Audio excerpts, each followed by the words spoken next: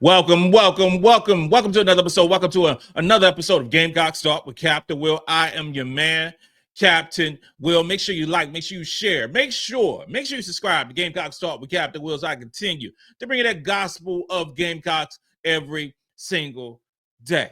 Ladies and gentlemen, you are now rocking with the best. And since you're rocking with the best, come right with your man, Captain Will. Thank you for tuning in. Thank you for taking some time to talk and listen to the Gamecocks gospel given to you by the one and only Captain Will. We got a good one today, y'all. I said we got a good one today, y'all. We're talking about teams trying to break into the defensive wall of the South Carolina women's basketball team, the three-time national champions. It's a difficult task. It's a difficult task in trying to let your offense score the basketball against our defense. That's it, cut and plain, right? That is it, cut and plain. You know, we play Alabama in 2 days.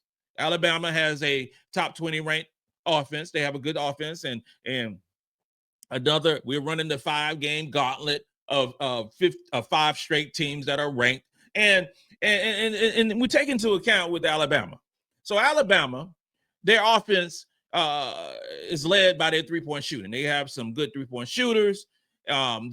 They are the field goal percentage is high. They don't commit a ton of turnovers. They are a top level offense, if you will. There was old wrestler Dusty Rhodes back in the day when I was a kid. When he does his little monologues and everything like that, he would say, "If you will." So I guess I'm getting old because I'm doing like "if you will." So we go into Tuscaloosa, Alabama. But one thing, sometimes our offense don't travel. Sometimes they don't travel. Sometimes they don't get on the plane. Sometimes they are left in Columbia. Those things might happen from time to time. But one thing that's always going to travel, always going to be on board, and they're going to go along with the girls when they taking their stuffed animals and their blankets on their private plane. It is our defense. The defense always travel. It don't matter if we're playing in Tuscaloosa. It don't matter if we're playing in Baton Rouge. It don't matter if we're playing in New Mexico. It don't matter where we're playing. Defense will always travel for this basketball team. We have multiple stars on this basketball team that play hellified defense. Defense is the calling card for our basketball team, and we have multiple players who do it very well. I'm going to look at 3 defensive stats that Carolina is really good at. We know that the South Carolina defense is, top 10, top 11 in overall defensive rating. We know those things. But we also know that the field goal percentage by South Carolina is high. It's one of the lowest in the country. Right now, we're 5th in the country in terms of field goal percentage allowed, giving up 34%.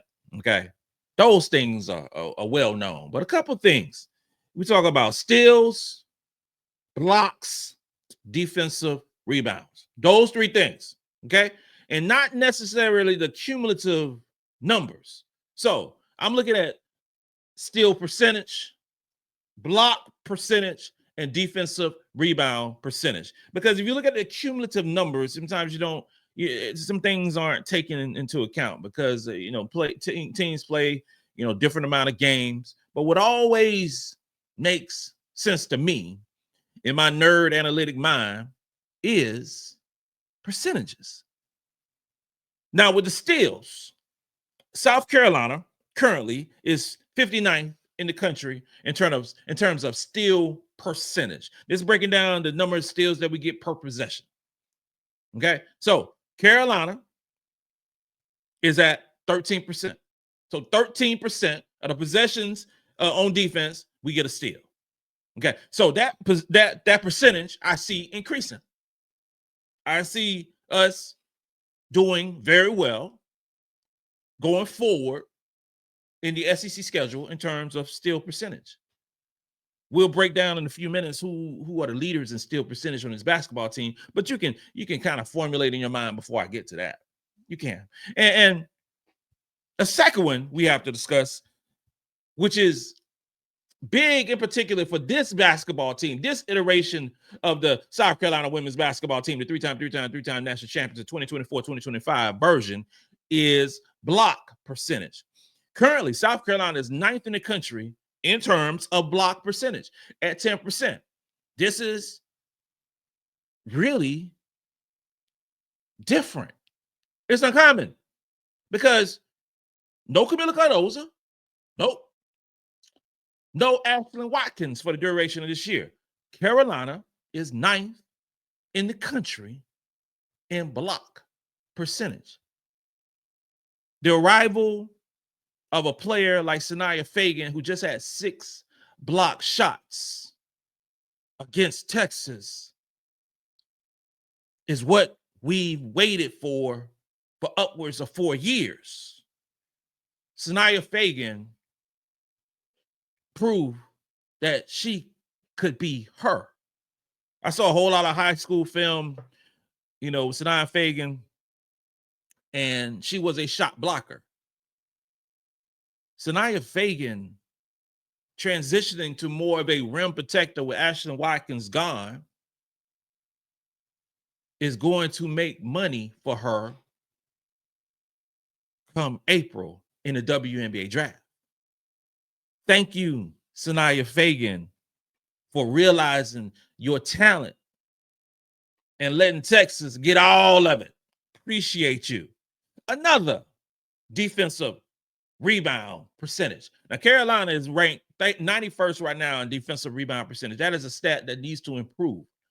We watch the basketball games. We see teams, especially this Texas team, when they had Oldacre, the 6'6" center, who had so many offensive rebounds, had so many opportunities at the basket. They just missed them. Carolina has not been a great defensive rebounding team all season long, and that's with Ashlyn Watkins. We haven't. 91st% out of 362 teams isn't bad. I would say it's good. I mean, it's a top 25 and top 25 percentile in terms of defensive rebounding percentage, but South Carolina is known for their defensive rebounds. And so if we're not crashing the boards, boxing out, a lot of folks always comment to me, Cap, we are not boxing out. We are not doing what we're supposed to do in terms of defensive rebounds. And it shows. It shows. We can't sugarcoat it. We can't. We have to do a better job in defensive rebounds, and our post players have to do a better job. It makes no sense. It makes no sense at all with the level of talent in our posts that we are ranked 91st in terms of defensive rebound percentage. And you'll see why when I say a stat, because it don't make no sense to me. But in terms of steal percentage, and the player that has the highest steal percentage on this basketball team is none other than Joyce Edwards. Who saw that coming? Who saw Joyce Edwards, 6'3" in the post from Camden, South Carolina, is being the leader of steal percentage on this basketball team? The percentage is 3.8%. 3.8% for Joyce Edwards, the Gatorade National Player of the Year last year, is leading the South Carolina women's basketball team in steal percentage. She's gotten 23 steals, averaging 20 minutes per game. Mm-hmm. That is great numbers. That is great numbers. You're talking about, oh, that's terrific. That's terrific. And second on the team is Raven Johnson. That's a name that you should always think of in terms of steals. And Raven Johnson is right behind Joyce at 3.5%. Raven Johnson has 26 steals and playing 24 minutes per basketball game. That's pretty much what she does. That's what she does. She is a terrific defensive player, and she gets her share of steals. Third on the list of steal percentage is MiLaysia Fulwiley. MiLaysia Fulwiley is not the first name that most people think of. I ain't gonna say most. MiLaysia Fulwiley is not known for her defensive prowess. She is known for the highlight reel plays on offense. She's known for flying over people. She's known for doing the behind the backs and the loop-the-loops and all these different things on offense. But MiLaysia Fulwiley is a really good defensive player. And Her steal percentage is one tick below Raven Johnson. Raven Johnson 3.5. MiLaysia Fulwiley is 3.4. She's gotten 19 steals and averaging 19 minutes of play. Okay, so she is a great stealer of the basketball, especially on this basketball team. She really is. She is. And block percentage. Sania Feagin has taken over the lead now. She's taking over the throne of being that rim protector for the South Carolina women's basketball team. Her role is much different now than it was when Watkins was there. Okay, so Sania Feagin is averaging 7.6% block percentage. She's gotten you 24 blocks, and she's getting you about 17 minutes per game. Sania Feagin's numbers, I hope, goes up when we play against Alabama, because she showed her truth. She showed her worth versus Texas. We can rely on Sania Feagin to do what she's been doing all year long, but I want a little bit more. I want some more minutes for Sania Feagin. I want 23, 24 minutes for Sania Feagin going forward. The second one, in terms of block percentage, is MiLaysia Fulwiley. MiLaysia Fulwiley is second on this basketball team. Block percentage of 3.5%. Got 12 blocks in 19 minutes. My wife and I be going back and forth. Like, why she keep going for those blocks? Why she keep going for the block? And I be like, hey, because she can do it. That's why she can do it. She can do it. So let her block. Let her do her thing. Because you got a whole lot of guards out there that ain't anticipating a player like MiLaysia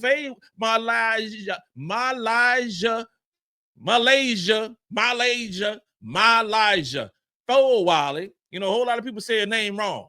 A lot of folks say it wrong. And when I start talking fast, I say it wrong sometimes, but nobody anticipating that. Nobody anticipating that being what she does. Blocking a whole lot of shots. Lay with the butter be doing them, putting in some work on the defensive end too. And third on this list is Raven Hollywood Johnson in terms of block percentage at 2.4%. She got you 11 blocks, 24 minutes per game. So those numbers are great for MiLaysia Fulwiley and for Raven Johnson. Those numbers are terrific. But what irritates Captain Will is where the rest of our post players? Where the rest of our post players trying to get some block shots? I know Sania Feagin is a rim protector, default rim protector now, but we got to get some more block shots from some other players in the post. We do. I don't want the 2 point guards on this team or a point guard and a combo guard in Fulwiley to be second and third in terms of block percentage. I don't want that. That's not what I want as a Gamecock fan. It's terrific they doing what they doing, and the roles that our team has for our post players sometimes does not beget block shots per se. But I want better. I want better. You know, if not saying that Chloe is a shot blocker, not saying Joyce is a shot blocker, although she can block shots. You have a Maryam Dauda who was third in SEC in blocks per game last season. First was Ashlyn Watkins, second was Kamilla Cardoza, and third was Maryam Dauda. We have to find a way for her to get more opportunities to block some shots, to be some rim protectors when Sania Feagin is out in the basketball game. Now she's getting more playing time. Dawn is working her way in, and her confidence is going to continue to grow. Adhel Tac is working her way in. Her confidence is continuing to grow. But we can't have a drop-off in terms of protecting the rim when Sania Feagin comes out the basketball game. I think that Dauda can step up and be that person. I know she can step up and be that person. She was that person last season. We just got to see more of it this season. But that comes with trust. That comes with trust. That's the way it goes. That comes with trust. And defensive rebounding percentage, Chloe Kitts. Chloe Kitts is first in our basketball team by a large margin in terms of defensive rebound percentage. Chloe Kitts is 24.3%. Chloe's gotten 75 defensive rebounds, okay, in 19 minutes of play. There's a big drop-off in terms of defensive rebounds when Chloe sits. A huge drop-off, because next on the line, second place is Raven Johnson. Raven Johnson is 15% in terms of defensive rebound percentage. She got into 61 defensive rebounds in 24 minutes. That is a problem for the South Carolina women's basketball team going forward. It is. Now, Raven had 10 rebounds, and of those 10 rebounds, this last game against Texas, I want to say 7 of them was defensive rebounds. And I just want more. I want more. I need Joyce. I need Feagin, who's number 3 on the list behind Raven Johnson. I need them to get those defensive rebounds, because those defensive rebounds are going to be a key in those huge games. They're going to be so big for us. And Feagin at 14.2%, she got you 41 defensive rebounds in 17 minutes of play. I just want more. Our defense is already super, but this defense could be number one. Number one, if we improve our defensive rebound percentage and a couple players in the post step up and improve their block percentage. Steal percentage on point. Defensive rating, super duper. Field goal percentage, amazing. 2-point field goal percentage allowed. Number, 2 in the country. It's just those details, those intricate details that I like to nitpick from time to time, because we are, I talk about, breaking through that wall, the great wall at the University of South Carolina. There ain't many, many holes in this that wall that we see. But there's a couple of them. We got to put our finger in that thing and just plug it in and just, so the water don't come out of that thing. And those are those little intricate things that South Carolina can improve on. The defense is terrific, terrific. But there's still some room for growth. And the system that Carolina runs on defense always give teams fits. The length, the size, the mobility, the talent, the speed of this defense just have you turning up and down and sideways and don't even know where to go. But it's a problem. It's going to be a problem for Alabama, because Alabama will be playing the best defense they ever played. They will. They will be playing a team that's bigger, faster, and stronger and more talented on the defensive end. And let's see what happens. Let's see when a good offense meets a great defense. We'll see what happens. The Carolina don't press. We don't necessarily press teams. We don't have to. You have some teams that have to do these full court press at 94 feet, and because they want to get some turnovers, they want to do all this, that, and the third, and sometimes they want to do some gimmick defenses to throw teams off. Carolina don't do that.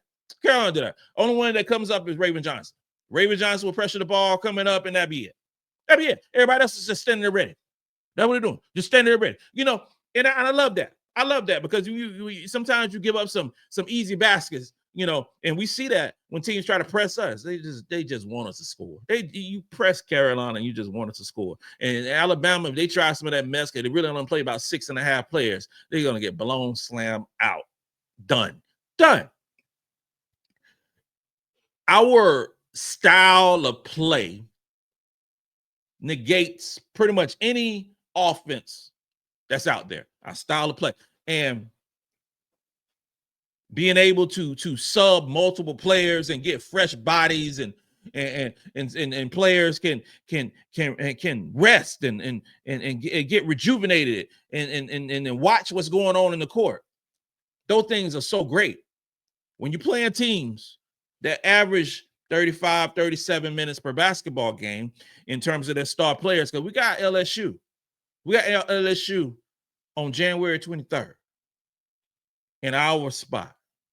We got Kim Mulkey arriving to Colonial Life Arena in a horse and carriage. It's going to be a special environment at the Colonial Life Arena on that day.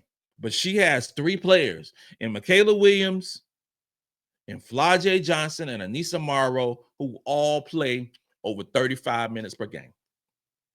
They just played last night, played Vanderbilt, and struggled.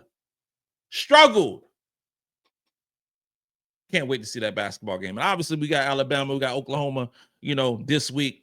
But I just can't just gloss over the fact that LSU going to be stomping over to Colonial Life Arena soon. I just can't. The defensive, the perimeter play for our guards in terms of defense is headlined by Raven and MiLaysia. And here's the thing, right? Here's the thing that we kind of forgot about because she hasn't played in a minute, and that's Maddy McDaniel. If Maddy, because the way I do my numbers, peek under the curtain. The way I do my numbers, I look at the top 8 players in terms of minutes played. Maddy doesn't qualify as one of my top 8 players in terms of minutes played, so I'm not counting her in terms of defensive stats. If Maddy McDaniel did count in the top 8 players, Maddy McDaniel would be number 1 on the team in defensive rating. Just put some context on that.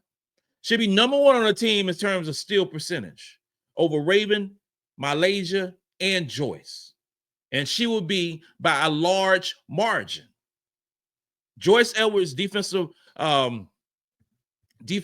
percentage is 3.8%. Maddy McDaniel is 5%. That's a good margin.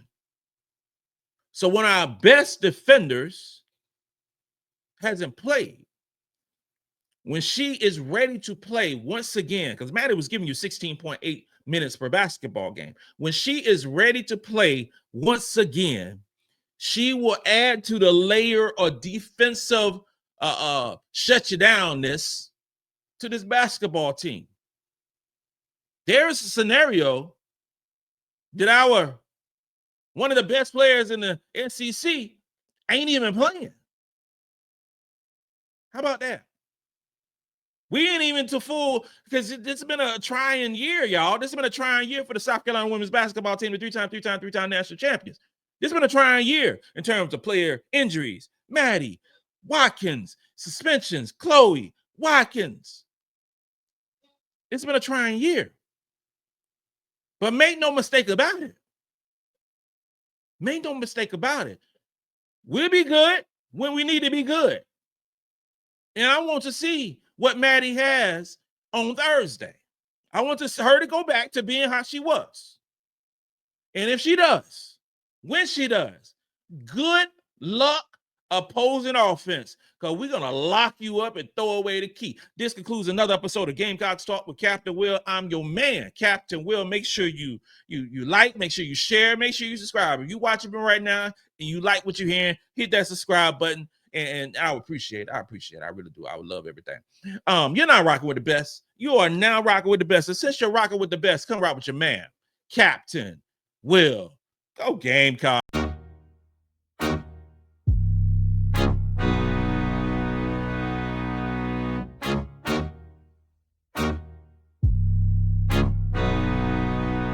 Oh, J-Rock did this beat.